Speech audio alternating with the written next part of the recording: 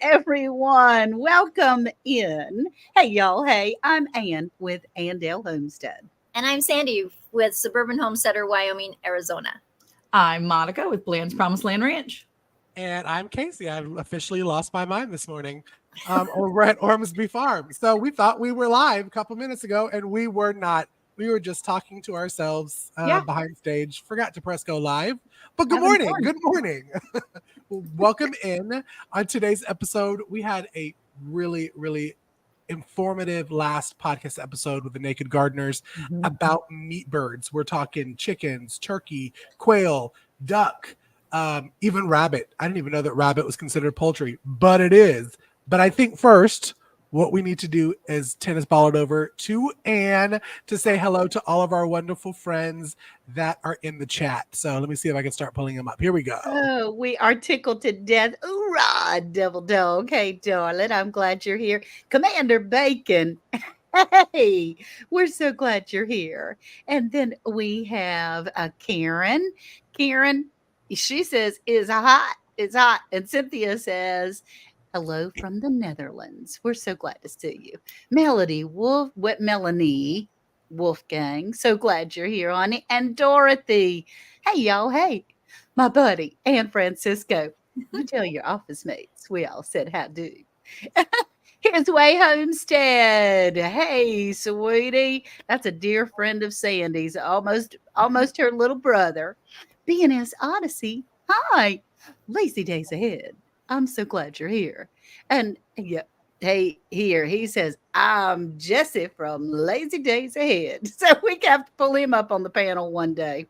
Then we have Roberta's Artistic Adventures. Great to see you, Roberta. Maria Graham, my friend. I'm glad you're here. Treasure Hunter Neil. Oh my goodness. Then we have Dee's Garden Adventures. I'm so glad you're here too. Y'all, people ask me and they say, why is it that you seem to be so happy when you see people in the chat? And it's because I'm genuinely surprised and happy, really thrilled that you have come to spend some time of all the places in all the world. And you decided to come and spend a little time with us. That is so important to us. So today we're going to be talking about meat and how to grow your own, how to have your own. Worth and I have not done that yet, other than fish and deer and, some hunting and fishing, but not to grow on our farm. So, Monica, you have done that a lot in your poultry and in your rabbits. So maybe you might be able to share a little something that Naked Gardeners, the wonderful guest that we had on our podcast earlier. Okay, so honestly, I'm like thinking, what did we talk about? I mean, we had really had a lot of great conversation, honestly. Tori and Sydney they're just amazing. They're so knowledgeable, and it's really awesome to be able to talk to them and kind of glean more information. So they have raised a myriad of poultry. They raise a lot of their own meat animals, and so because they do all that, we really were able to kind of dig in and talk about the kind of ins and outs of raising poultry and whether you can do that in a smaller space or a bigger space, because you don't have to have a really big place to be able to raise meat birds. You need to have some space, but you can raise your own meat kind of no matter where you're at. Just know the rules and know some of those things. But we raise our own turkeys here. We raise our own rabbits here for meat, and we have raised Cornish cross in the past for meat birds. Now, I know that some people are not sure about what that means. So Cornish cross is a specific type of meat bird. They are bred genetically to get bigger faster. So, Miss Ann's chickens are full grown, but they're not as full grown as a Cornish cross looks in like 10 weeks. So a Cornish cross, they get big and they're bred to have a very full breast meat area, and you can see it. And if you're not careful, they could eat, and they could actually die before you're ready to take them. So that's really, being mindful of those things. And so, raising meat birds is a fun thing if you allow it to be and you make it enjoyable. And it's really beneficial to your family because you know what you're putting in your poultry. Now, Casey is raising some Cornish cross soon, I believe. And you are going to try to look at the difference and raise both Cornish cross and American breasts, right? Because Yeah. there's also these dual purpose birds too, where you can have the dual purpose. The American breast is a dual purpose, but we also have some other ones like red rangers, and there's lots of dual purpose birds, which means they lay eggs, but you can also harvest them for meat. So Casey, Right. you're doing Cornish cross soon, correct? I am. I actually have them coming probably in about 6 days. So this is the first time. So I'm like, oh my goodness, what did I get myself into? But I'm excited. But I am doing the American breast as well, only because we talk about self-sustainability on the homestead, and Cornish cross is not self-sustainable because you still have to rely on a hatchery to get those Cornish cross. So learning about dual purpose chickens such as the American breast, so on and so forth, the other the other breeds of the chickens, then you can have your own eggs. And if you have a rooster, that means you'll have your own chicks that you then can grow and put out for meat. Funny story though is I actually bought a Cornish cross from one of my homestead buddies at the farmer's market. I've never done the Cornish cross or eaten the Cornish cross meat. This chicken was like a small turkey. This sucker was big. It was a big chicken, y'all. And it was some really, really good meat. So I'm really excited to try it out for myself, and because it's only what, Monica, 8 weeks, 7, 8 weeks of. I think it really just depends on whether you free range them a little bit, because we free ranged ours and we let ours go to 12 weeks. Because here's the thing, when you raise your own meat, you have the opportunity to plan out when it's convenient for you, right? I mean, it's just like your garden. You don't plant things. Well, hopefully you don't plant things in a season when you're going on vacation, which would be harvest time, right? I mean, people go on vacation, it's harvest time. We do that. But for the most part, you try to plan out your garden so that you have that timing to be able to be available. Same thing with birds, and same things with all kinds of raising your own meat. You want to be able to make it so that you can be available. So the first time we ever did a batch, we did a 15 batch of Cornish cross, and we got them in September and we processed them in November. But there was a few weekends where it was kind of like really nasty weather. So while we were getting ready to do them at 10 weeks, we pushed it off till 12 because we knew that was going to be the best time for us. We were able to buy a freezer specifically for the birds, and 12 weeks were great because we were able to free range ours as much as possible. We let them out during the day and then we put them back away at night. And for 15 of them, that was really feasible. Now, if you have a larger group, it might be a little more difficult, but I think that's the best part about it, is you can really choose when you're ready to harvest it and when you're ready to go from there. And you made that important point that if you free range them, it'll be a little bit longer than if they just stay in a coop area or a tractor, which is what ours will be doing. Ours will be in a chicken tractor. Monica got to visit the farm. It's huge. I don't need to go.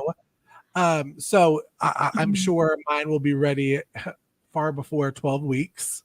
Yeah. Well, I think it also depends on too, if you pull their food up. That's something I didn't know. I didn't know that with Cornish cross, because they just eat. With that particular bird, you actually should pull their food up about dinner time, like right about 6 or 7 o'clock at night. Pull their food up for the night. They don't need to eat throughout the night. And then in the morning, put the food back there and let them eat freely throughout the day, filling it up as needed. And you're going to keep them a little bit more heart healthy from the time that they're with you to the time that they're gone. So I will say that, it's interesting to find out how many people have done this. So if you are in the chat somewhere and you have raised meat birds, or you're interested in raising, so first of all, if you've raised meat birds, I would love to see if you've done it and if you had a good experience. So Sandy, I can't remember. Have you raised meat birds before? Who? Sandy? Yeah. I have. And I always like to go with the dual bird because I do want the eggs too. And let me just stop 1 second. There are just so many fun people that are our friends in the chat today. I'm trying to pay attention, but look. Whoa. But I have one of my favorite chickens to raise are the black, I think you pronounce it Australopes. Mm-hmm. Australorp. They are a great bird. They're large, but they lay and lay and lay. In fact, I think they are the bird that has the record of laying 364 eggs in 1 year. Oh, Wow. wow. I So need to find that out. is a good bird to like Ann and I, we don't have 15 chickens. We have a small flocks of chickens. Where Yes. I live, I can only have 5. And so I have to be specific on what I want. Now, my dream bird, my dream chicken is um it's called Icelandic because it can survive in my cold, very well. They like the snow. And so that is my next bird to get. That's awesome. I mean, to go to that type of history, you know, I just sort of go by the whatever's cute in Tractor Supply. So when you go and buy your chickens, it would be good to know which brands do what as far as which breeds are larger, which are more egg layers, which we did do some research. I mean, but it didn't really matter when they were really cute sitting there in the store. But it's time to replenish. And I also was trying to figure out a way because Sandy and I both, we can't have more, or we're not supposed to have more than, um, I'm not supposed to have more than 4 per lot. I have 4 lots. So I figure I can have 12. Mhm. But as far as beginning or where to start to get meat birds, what to do, do they have to be able to be moved all over? I just have a yard. I don't have Mhm. pasture. And so do I need to be able to move them? Can they stay in the same place? If I get a dozen, and then you got to think about freezer space as well. So, Yeah.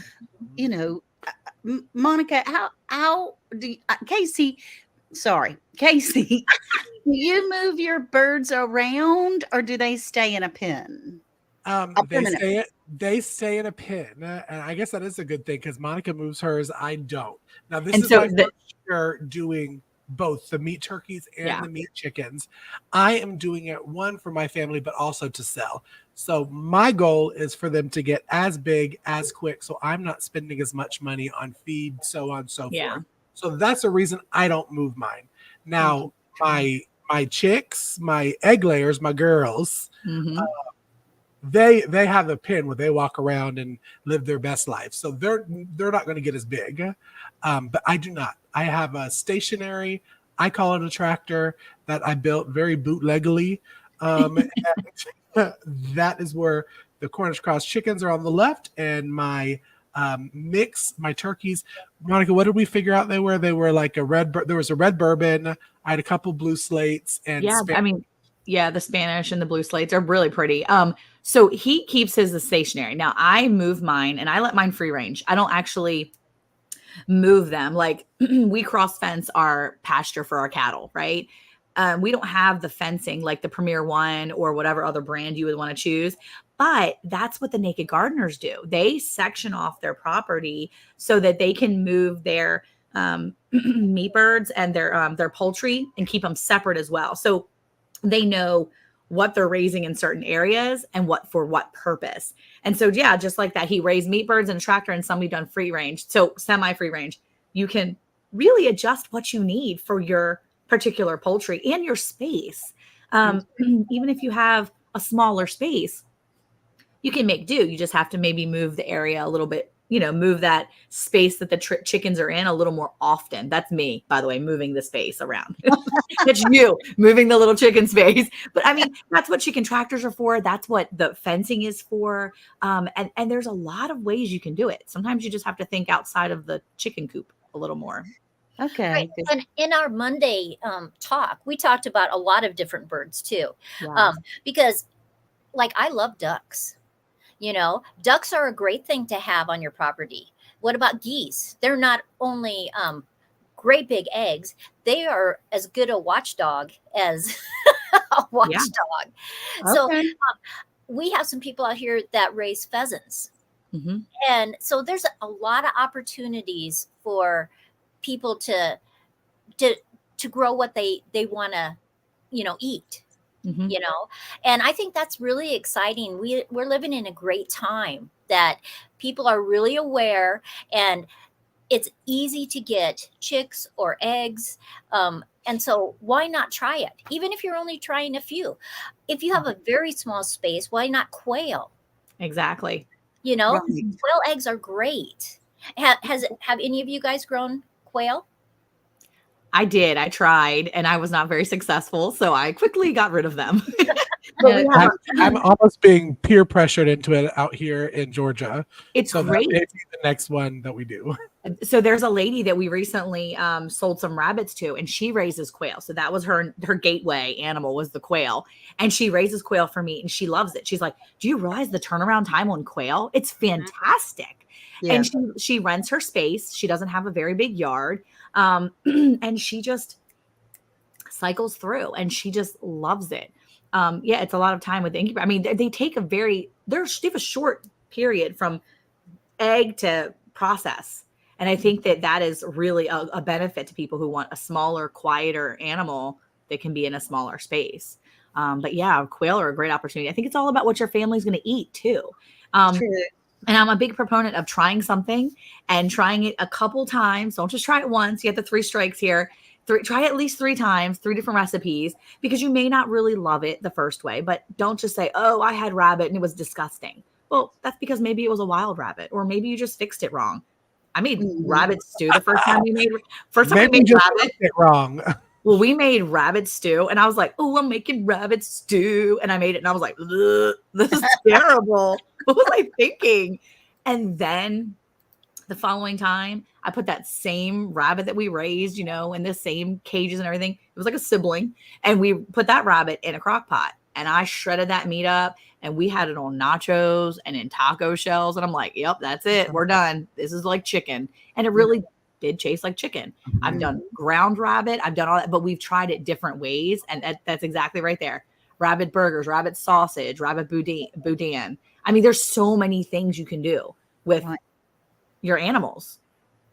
And one thing that His Way Homestead is speaking to us in the chat and saying, for them, what they have found is that you can do quail, but it does take a lot of time with an incubator. But there are other things like the rabbits that don't need an incubator. And so that's something to consider as well of, what kind of time you're going to have them in your house or around and things like that. I really want to do it. I don't want to do the harvesting part, but but remember, we talked about too, and I think this is something to be said, and we've said it before on, our podcast before. And I'm a very big proponent of, if you raise an animal, you should know how to dispatch it at some point, because those animals get old. And then what do? Do you just say, "Well, they're just going to get old. I'm just going to let them slowly die until one day I come outside and they're gone"? Look, excuse me. That would be great. I mean, not great, but that would be great if we never had to do that with our animals. If they just quietly went to sleep one night and then we woke up and we were sad that we were going to miss them, and that we never had to actually do the dirty work of handling their end care. yeah, Just like if you raise dogs or cats, I really truly believe that we know in our heart when it's time to take our pets to the vet to be put down or whatever. We do know. And it's hard, and we do it because we're adults and we're functioning people, and we make those decisions. But in the same respect, when you're raising animals on your farm, you should at least know how to, because what happens if there's one that's so injured? right. And then you're like, I'm just going to put it out in a box and forget that it's there, and it'll just die eventually. I mean, like, that's not fair, right? So I feel like we should really have that respect for our animals that we raise anywhere on any of our homesteads or any of our homes. Whatever you're raising, you should know how to take care of it at the very final stage. I do respect that. So much. And I feel like it's a hard thing. Look, it's not an easy thing, Miss Ann. It is very difficult, but you feel so much better in the end knowing that you have that knowledge and that skill set. Right. And that we did it humanely, and they're not standing in a chicken house with 5 million birds and all kinds of steroids and things like that. So. It's hard. And, I did have to learn that when me and Monica talked about it, because for those that follow me on social media, we had a deformed chicken, or a deformed turkey, excuse me, that we hatched out. It was female and got a little too attached to it. We named her Quasalita because she looked like the Hunchback of Notre Dame with her hump and leg. But it got to the point where I was texting Monica a lot and like, okay, this is happening now. Okay, she's broken a leg. All right, now she's broken the other leg. It's just you, and you here, and I don't know if there's anywhere else, you can't really take poultry to a vet, or you definitely can't take them to processors.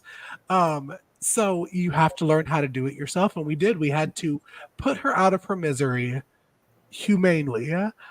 But that was one of the reasons that I was glad that I actually tuned in when Monica said, you know, if you raise that animal, you should know how to dispatch that animal. It's not fun. It's not something to write home about. But it's something that has to be done. Yeah. And I saw, that's you, Monica. I was about to say payroll. I said, who else is talking about payroll? Yeah. Well, because he said we don't have pets. Even our cats have to catch mice. And we have our pets because we just love them and they stay inside and we snuggle with them. But even my boxer dogs, they have a purpose. They're there to protect my children. If my children are outside on the trampoline or they're outside catching the ball with one another or whatever they're doing, my dogs are right there. And no one gets look, Miss Ann's pet, she, you know, that baby right there has a purpose. They all have a purpose. He did. He did. Go ahead, say it. When I look at to bring an animal onto my little homestead that I have, I agree totally with Doug from His Way Homestead. It has to have a purpose. It has to. So like when, and I like a dual purpose because when I have rabbits, I get their poo to go into my gardens. I can make manure tea. They can eat my extra lettuce and my weeds and different things. Same with the chickens. They have different purposes. You know, I can use it for meat. I can have the eggs. I can use their droppings in after I age them to put into the garden. So I think it's a good way to look at it. And like Monica said, you have to be able to dispatch them, harvest them. You know, that's a part of protecting them. That you are their mom and dad. You know, you have to do the best thing for them. And now I'd like to know how many of you guys ferment your feed, because I have done that lots of times with having chickens. I think it's real healthy for them. I think I like to add apple cider vinegar to their water sometimes. I just wondered what you guys do. We ferment our pig food and our chicken food as much as we can. I'm not in charge of the chickens and the pigs and stuff like that, or the poultry and then the pigs. It's usually my boys. We have like specific animals that our kids are in charge of. So as long as if I am out there and reminding them, hey, you need to make sure you make a bucket for tomorrow. And we do, because it's so hot here, we can just put a bucket together and like the next day it's already bubbling. So we ferment our feed. It actually takes our feed further. We're able to feed them less because it takes them further. Plus, in this heat, it is amazing. It's like they're drinking while they're eating, and it seems to work for us. I know it's not for everybody, but we definitely do it here as much as I have control over. So, okay. So how do you do that? I mean, you just pour water, Sandy. You just pour water on the food. What do you do? Yeah, I just have a 5-gallon bucket. I pour water in there. I usually put either an old pillowcase or something over top of it because I don't want any bugs getting in there. Yeah. Not that the chickens would probably mind that. I just don't want it. And mine has to ferment here usually because I usually set it just in the shade and it takes 3 days, 7 days. But if you're just, you know, you have a few processing and it lasts a while because I'm doing a big bucket of it. But man, those chickens love that. Yeah. And so how much do you put in a 5-gallon bucket? I mean, is food like halfway up or as far as the food? I think I usually halfway to 2/3. Okay. And then I just put water in it and it expands itself. So you don't want to fill it too full and it's going to expand over top of your bucket. Right. Yeah. We started doing the ferment feed for the pigs just because the pigs were going through so much feed. And I had remembered that Monica had talked about fermenting the feed with literally just the feed and the water. And they truly think it's like the bomb.com, the Yeah. bomb.com. They think it's something different. They think it's a different feed. They Mhm. think that we have won the lottery and Thank we you, started Jen. buying really expensive stuff. It's hysterical to see how much faster they ate the fermented food from Mhm. non-fermented food. And I think it was John that said that he doesn't do it over the fall.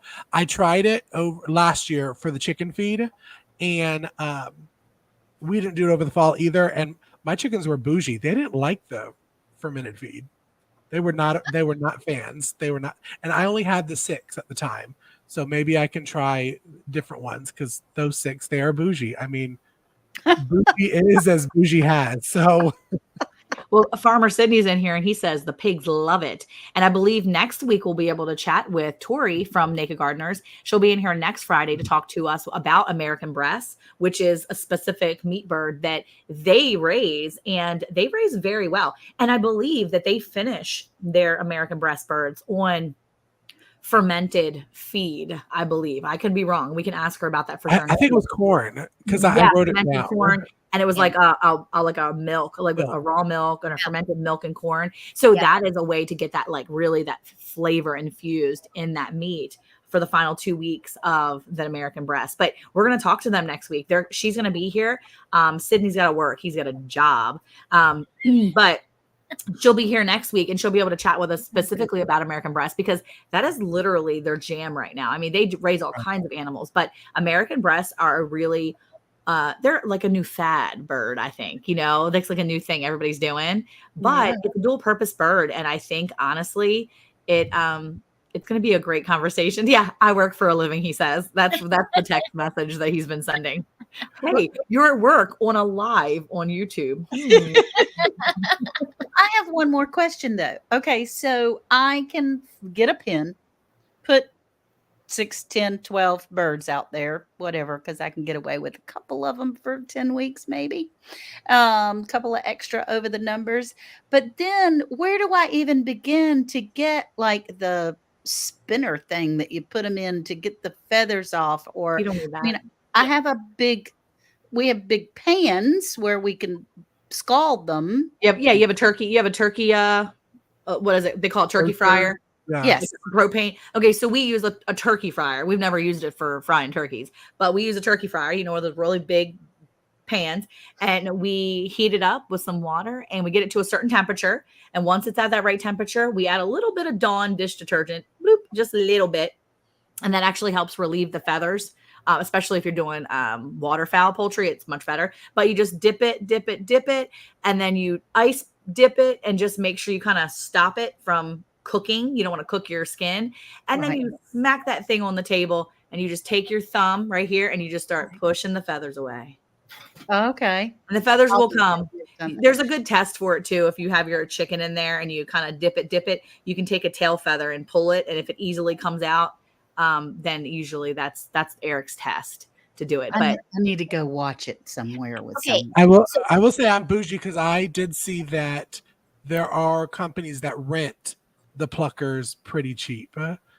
Now, and you probably won't for the amount of chickens you have, but you for ones that are doing 50 or 60 or 70 chickens in a day, a plucker. It's good to know that they do rent them. yeah, And you need some tools, Anne. You don't need the spinner, but if you guys have ever watched Polyface and their chicken production, this is a tool he recommends. This is Okay. actually called a catfish skinner. okay. You get it for under $5 at Mhm. Walmart. And so when you start pulling those feathers out, sometimes you get those little parts of the pin feather that wants to stick in there. And all you do is just grab that with this tool and it just pulls right out. Mhm. Okay. So, having just some good tools can make that so much easier. A basic sharp knife, Yeah. and some poultry shears, like some poultry scissors. Yeah. Pretty much you can We have that. sharp knife, poultry shears. You're good to go. You don't need all the big fancy equipment. We have Right. we have done just under 50 in one time. We got together with some friends and we had an assembly line. It was like 6 different adults here at least. And we did almost 50 of them without any kind of extra fancy machines. We didn't have a plucker. We just had a bunch of tarps on our tables outside, and we had some buckets, and we rinsed them down and we stuck them in. And another thing is, a lot of people will tell you you have to water bath them or ice bath them for 24 hours or whatever. Personally, I take mine, I put them straight away in a bag, and then I just throw it in the freezer. That's what I do. I have never had a chicken that has been foul like bad. Like I've never had a bad one, like, chewy or bad. And I've had a lot of people say it's a bad idea, but I mean, I just throw it into the freezer and I'm good to go. I've never had to let it sit. Okay. So there's lots of different ways to do it. Jesse has put up some links for those pliers and things. I mean, my husband's a big fisherman and hunter, and he has the tools to skin the fish and to do all those types of things. So he would be good at it. Yeah, and if you have a friend that lives by that has done it before, that is so helpful to have somebody that's already done the processing before to help you. Even just for the first time. Yeah. Well, even I think we talked about it on the episode is, this will be our first time at Ormsby Farm processing poultry, but having a little group of people that have done it before and doing it as a group. Yeah. And what's the word that I'm looking for? Bartering, by saying, hey, come help me, teach me, and take a whole turkey home for Thanksgiving. Okay. Is how we're doing it. And that'd be a good way for you, Anne, if there's people where you live that have done it before, is have a little. I'm sure they exist. Well, I think too, if they don't, here's the thing. We didn't have anybody teach us. Okay. When we got here, we were YouTube people. We watched Polyface Farms. We watched them so many times, the how-to video, that I actually went in after Eric had already started the process. I went back in. I had it on pause on my TV and hit play again so I could watch it one more time. I took it on my phone and sat it there and I did it. I did it watching a video on YouTube. Okay. I didn't have anybody holding my hand. I only just had a video. And I'm obviously able to do plenty of them. And every bird, once you do one bird, it gets easier. It gets easier each time. Not like mentally, you're like, oh, there's Martha, my favorite bird. No. Right. Once the head's gone, it's a lot easier. Trust me. Once the heads are gone, my kids are like flocking to the birds to help. You're on a roll today, girl. Oh, I'm telling you. Anyway, but no, I mean, we do it as a group, and my kids are very hands-on because we want to know we want them to have that skill. But I will say that you don't always have hands-on. Nowadays, it's a little bit more easy, but this was 10 years ago. And even 10 years ago, nobody was here to help us. We did it. And just last year, I had a friend of mine, she lives in Tennessee. She had a bird get really sick. And she said, Monica, the bird just literally died, but I want to process it. I mean, it just died. Like, I don't know what was wrong with it. Do you think I can do it? I'm like, I say, even if you don't keep the meat, you process it out to figure out why it died, or just take that skill. It's still warm. So she actually watched my turkey video that we do. We have a turkey video where it talks you how to do all of the processing. She watched my turkey video the entire time and just did what I did with the Polyface Farms. And I was so happy. Later on, she said, your video was great.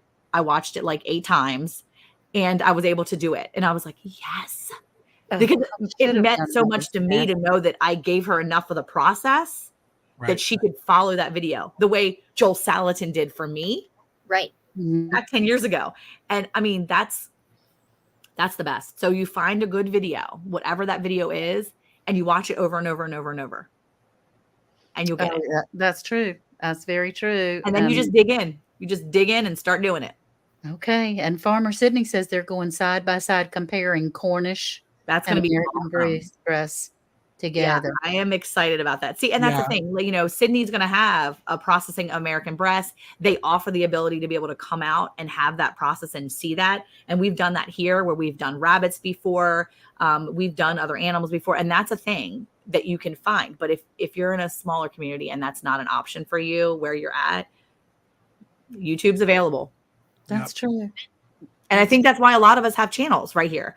Because we want to teach something to someone else. It may not just be the animal processing part of it, but it's a skill set. There's something that we want to share. And if that means that we can share processing animals or whatever it is. That's what we're going to do. And just like Sydney said, build your own community. That's right, Sydney. That's right.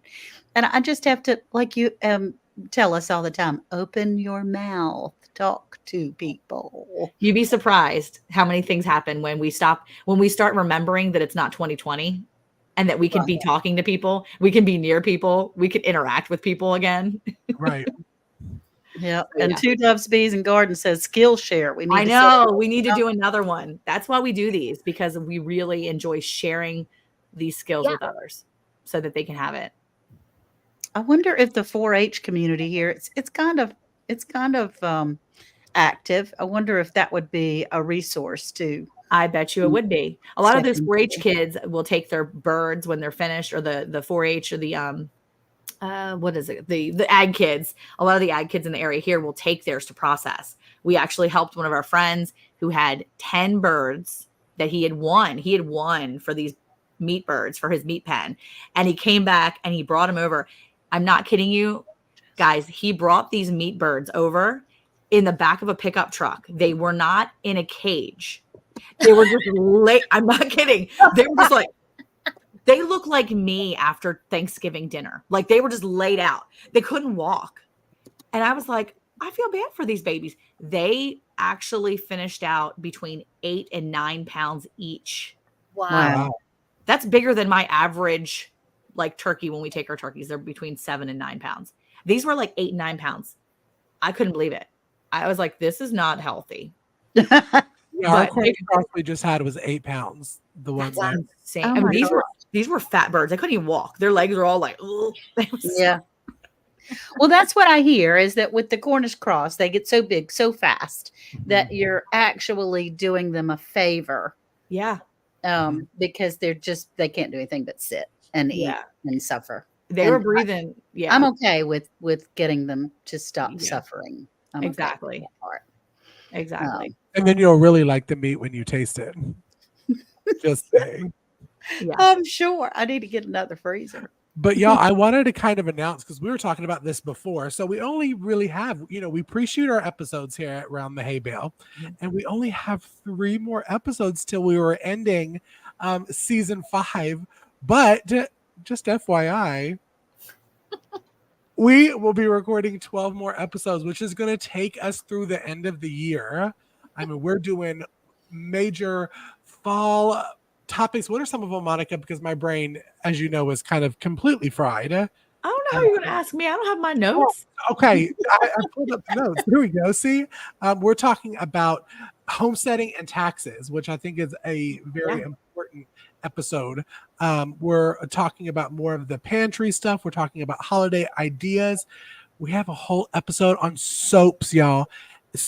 Laundry soap, shampoo, all of that kind of stuff. We will talk about how to store fresh produce over the winter, and I need some help on that, because I grew some beautiful spaghetti squash last year and they lasted till about February, and they said, no, we want some gnats around your house. So store is good. Care for animals, all that kind of stuff. So it's exciting. We are going to be doing 12 more episodes to finish out the year, so you can't get rid of us yet. We do have some canning ones. Yes, we have some canning ones, Sydney. But I think it's time to wrap up this episode, because we're over, but we had so much fun. We couldn't believe how fast 30 minutes came up. And you want to close this out? Sure. Thank you all so very much for being here and learning with me, because I have absolutely no experience whatsoever in owning what we grow, as far as harvesting your own meat, having your farm be, or your homestead or your yard be more self-sufficient for you. So thank you so much. Please don't forget, our podcast come out every Monday on Round the Hay Bale and anywhere that you would listen to a podcast. And so that is always fun. And when Round the Hay Bale channel reaches 500 subscribers, we're going to have a big old giveaway. So we appreciate you all being here. Thank you so much. And this 30 minutes went by like in 5 seconds, but we love you all. We'll talk to you soon. Bye, y'all. Bye.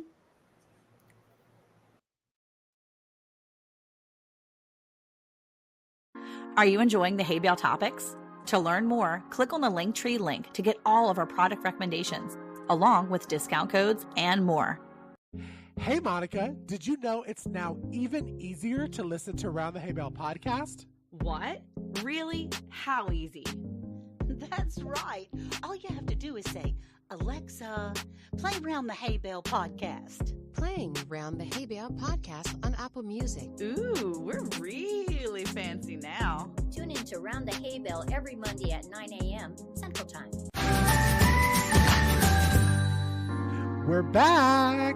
And now live every Friday. With new topics and a new time. Don't forget, a new host. Yay, that's right. Sandy joins the panel for Hey Y'all Hey radio show. Now, on Fridays at 11 a.m. Central. We'll see y'all there.